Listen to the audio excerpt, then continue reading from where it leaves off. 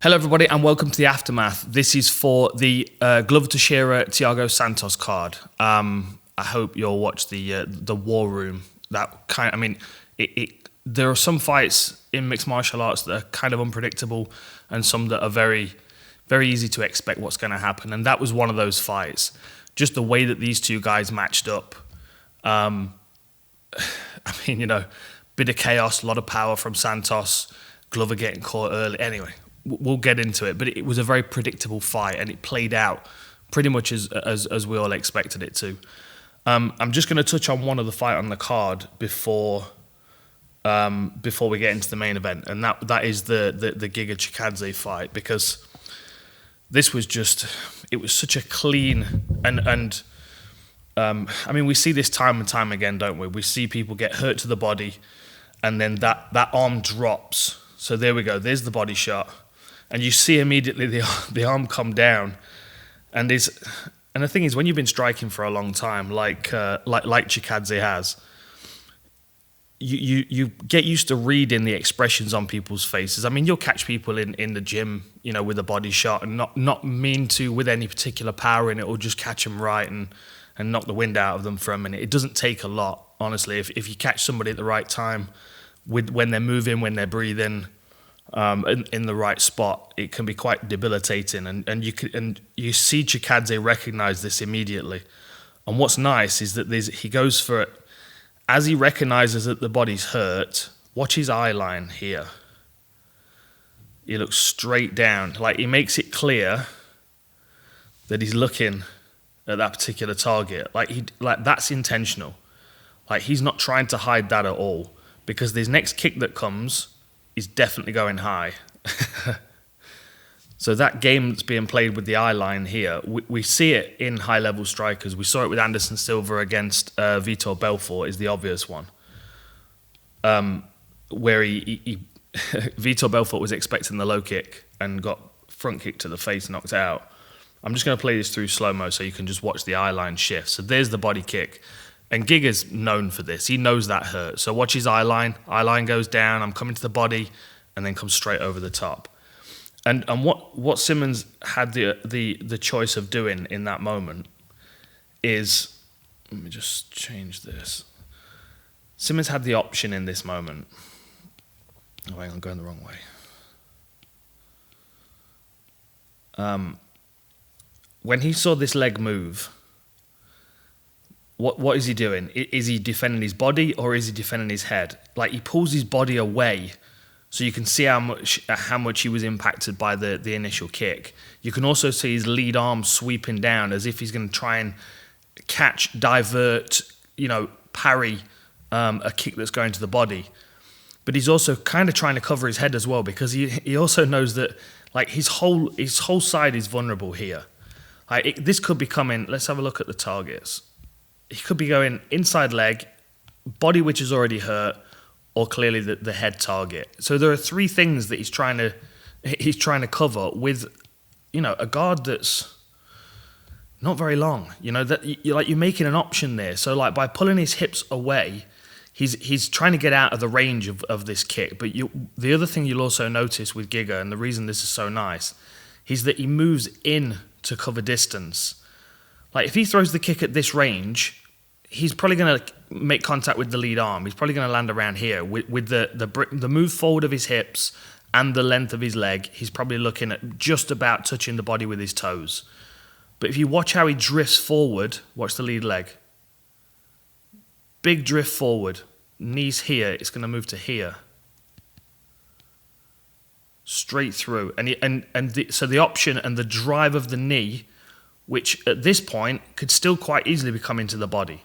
That could still quite easily be being sold as a body kick, which is why at the point where his knee extends out, Simmons is looking to parry it with his arm, with his hand. He's looking to catch this part of the leg and throw it past him as he moves his hips out the way, so the kick actually passes through this space here. That's what he was hoping for. Straight to the top side of the head. And that doesn't even matter if you're guarding. Like, that's the kind of kick that's going to go through your guard anyway. Really nice work. and then just jumps on him. And you got to think that Simmons was already hurt from the body shot as well. So like at the same time as him being knocked down with the head kick, he's also, you know, still trying to struggle for his oxygen. Here we go. So watch this body shot. Watch Simmons' face. That's the point where he realizes it has hurt him. It's just a micro expression, but you can see there's a change. And the time between the two kicks is even more emphasized when you watch this slow-mo replay. And you'll see how quickly Giga drifts. Let's just go back to where the kick lands. Okay, so watch the time between the two. So kick lands, he's going to drift towards his right, and then he's going to circle back towards the left, but switch back into a southpaw stance, which enables his power kick. Okay, so southpaw stance, kick, lands in an orthodox stance, switches back to southpaw, and then circles around to his left. He's looking at the body, he's selling that body kick, and then he comes high and knocks him down. Clinical, obvious, but always beautifully executed when it's done right. And you know, you present your opponent with a really difficult option of, you know, do you guard the body, do you guard the head? I mean, you know, he wasn't even in a situation where he could really get out of the way because Giga was still able to cover a lot of distance.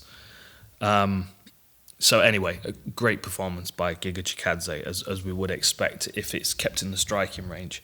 Okay, let's get into the main event. So I've just pulled out the most important part. So the start of the fight, as we expected, Glover Teixeira is walking him down. He's using traditional boxing movement and gets caught with a long left hook on the temple. So right as he's stepping in here, I mean, and it's typical Thiago Santos, who's just like, he wings something over the top. Okay, so you see Thiago, he throws the left hand out, and then while his body weight is loaded on this lead leg, it's going to focus into this arm, and this is going to come across. And so this is the first point where Glover gets hurt.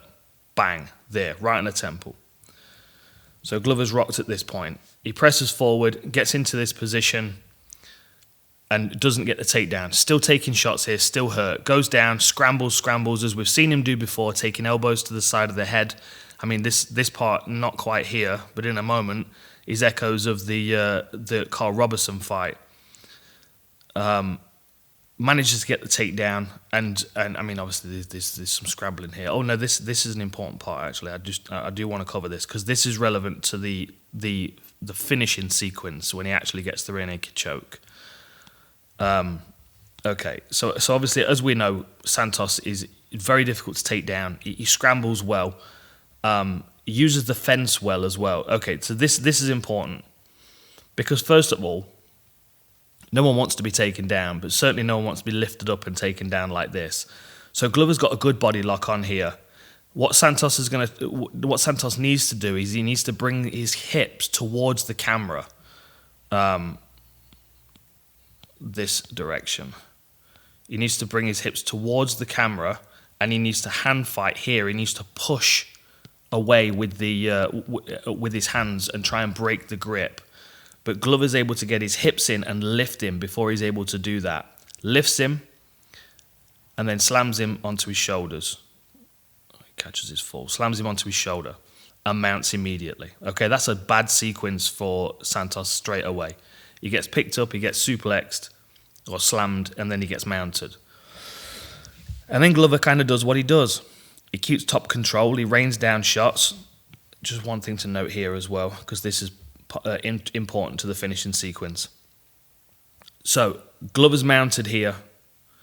What you're going to see Santos do is he's going to roll towards his right,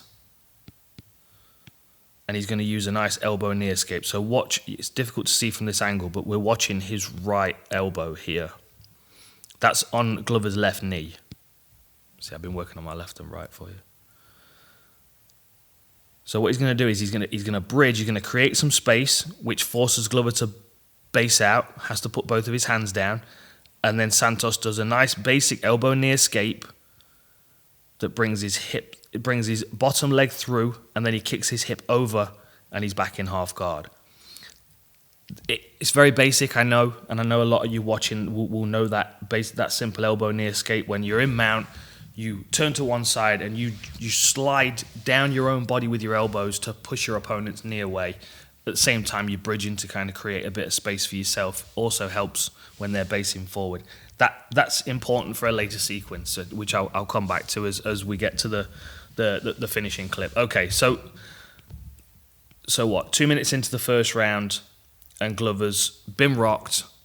He's shot him for a takedown against the fence. He's taken some of those Travis Browne elbows to the side of the head.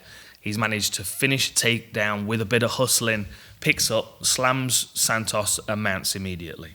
Okay. So now he's in half guard, and he just kind of slowly progresses this position. So this is the end of the second round, and this sequence is important, and you'll understand why I dropped that elbow knee escape point in there as well. So Glover plays a bit of a game here to get himself to mount. Like you can see, this is the 10 Planet guys like to use this. So what they do is they grab. So it would be the right hand and the right foot, and because they're all super flexible, they'll grab their ankle and they'll pull their leg over, so they'll actually help their leg go over mount, so they can hold that position, so they can get to that position. Santos at the moment is being blocked. If you imagine his vision's being blocked by the backside of Teixeira, so he doesn't know what's going on with the lower body.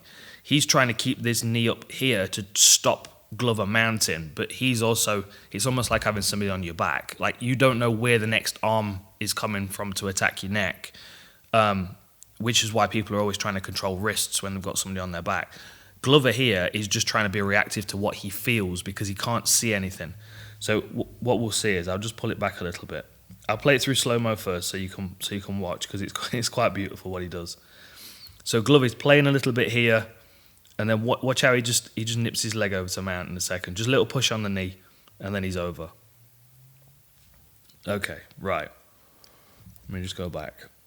And I'll switch slow-mo off. Okay, bam, over to mount.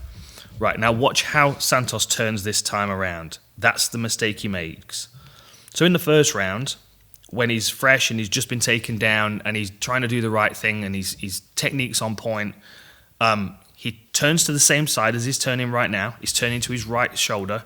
But in the first round, he did an elbow knee escape, which got him into half guard, which didn't really help his situation, but it certainly helped that position in that moment. But watch what he does this time around.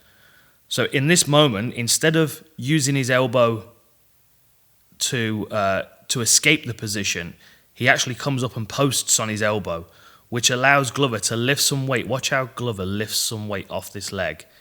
He's going to lift up to create some space for Santos, lift that up, and at the same time, that's going to allow him to get a bit deeper on this arm and slide that arm under the neck. And he just falls off to Santos's back. Like he even slides this knee in just a tiny bit here as well. Jogs that knee in. But he's focused immediately on attacking the neck because he's got the near side hook. He's already got mount. This leg's already in position to take the back position.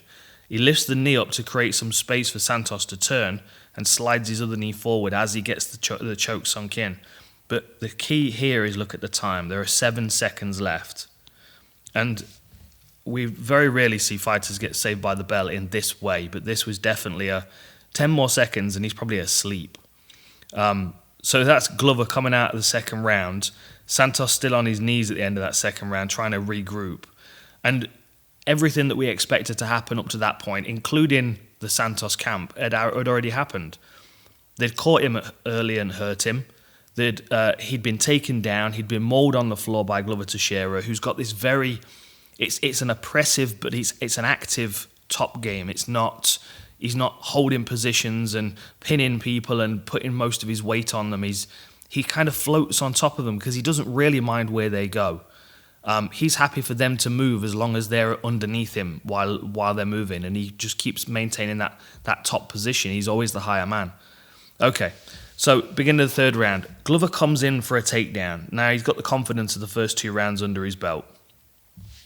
But what did we see from Santos against Jan Blachowicz? We saw patience for the first 2 rounds, and then we saw Jan go charging forward with a little bit of recklessness that he paid for, ran straight onto a left hand. Okay, So Glover comes crashing forward here.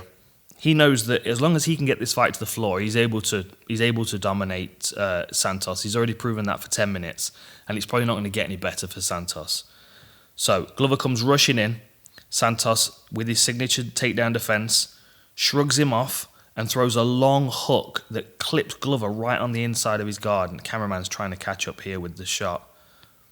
Clips him right inside the guard and drops him. Cleanly drops him as well. And then jumps on him. And then this is what we would expect from Santos. You know, if he sees his opponent's nearly hurt, especially if he's lost 2 rounds, like it was always going to be an opportunity to knock Glover out that Santos was looking for. He was not thinking about winning over the distance, because that's where Glover does his best work, is when you give him that full 25 minutes. But look at the recovery again on Glover Teixeira. It's something to be impressed by, but at the same time, it's something that's, it's not going to last forever. And most people that he fights hurt him in the first round, or obviously in this scenario, in the first and the third round. So that obviously, the sooner he gets to a title shot, the better, because the more prospects and contenders that he fights, the more he's going to be taking these shots. Okay, he's on the floor here, takes a couple of elbows, but then in this space that Santos is creating to ground and pound, Glover is able to scramble to a takedown up against the fence. And this is the point. Okay, this is the reason why I stopped on the takedown in the first round, because as soon as Glover's in this position, Santos subconsciously is having a flashback to that first round where he was lifted up and he was slammed onto his shoulder. So Santos does something that allows Glover to jump on his back. Watch this. So Glover goes to lift him, but Santos throws all of his weight forward, which actually allows Glover to completely support his hips. But what that does is it drops Santos's entire body weight forward onto his hands. So Glover's able to then drop onto him and jump straight in with a hook. Like, it was just beautifully played by Glover. And you'll also notice that Glover comes right across the midsection as well, knowing full well that this hook that he's standing on, it's difficult to see it. This hook that he's standing on here, this foot that he's standing on here, is not available to drop in as a hook, partially because Santos is pinned right up against the fence. Like, these are all things that he's reading in the moment, consciously, subconsciously, either way, it's very impressive. The leg goes right across the midsection and he drops down, and then he throws his other hook in when there's space. But flattening Santos out at this point, let me just play it. Flattening Santos out at this point was easy, and breaking his posture and making him turn away was easy. The elbow knee escape that we saw in the first round was already vacant in the second round, and that finish was far smoother and far easier for Glover, especially considering he'd just been knocked down. So here we go with the takedown attempt. Shrugs him off, long left hook on the inside of his guard, rushes in, lands a bit of ground and pound. Glover obviously is going to weather the storm, reverse against the fence, and then we're going to see him watch the lift, throws his weight forward, allows Teixeira to jump on him, and then Teixeira obviously gets his second hook in, takes mount for a moment, kind of a twisted mount, and then Santos encouraged to turn with those punches, and the rear naked choke sunk in pretty convincingly and pretty quickly. It's amazing the recovery that Glover Teixeira's got, his ability to take a big shot, turn it around, come back, and win the fight. I think he's been widely acknowledged to be deserving of a title shot now. Jan's acknowledged that he's deserving of a title shot. I think with the vacancy of John Jones, I think this is certainly a time when Glover could step in and grab the belt. I think he's competitive with everybody in this division. I think he's a real pain, a real problem, and I think that his durability, of course, will fade over time. It's amazing that he's into his 40s and he's able to compete the way he does with these guys that are usually taller, faster, more explosive, more powerful, stronger, younger. There are so many factors working against Glover. Not only is he an argument for wisdom when you get to the late stages of your career, But it's also an argument for a good foundational base of MMA, which, although we get a lot of flair and a lot of excitement from the, you know, some of the other fighters in the sport, when they start to come apart, they start to look very basic because they don't have the good foundations that Glover's got. Like if you gave somebody with the athleticism of Thiago Santos, the foundational skills of Glover Teixeira, and then let them put that little bit of sprinkling of their own creativity on the top, that's where the sport's going. It's going to get to the stage where everyone's got that basic Glover Teixeira skill set that is able to compete no matter whether you're fighting against someone that physiologically outmatches you. Great fight, loads of fun. All right, thanks for watching. See you next time.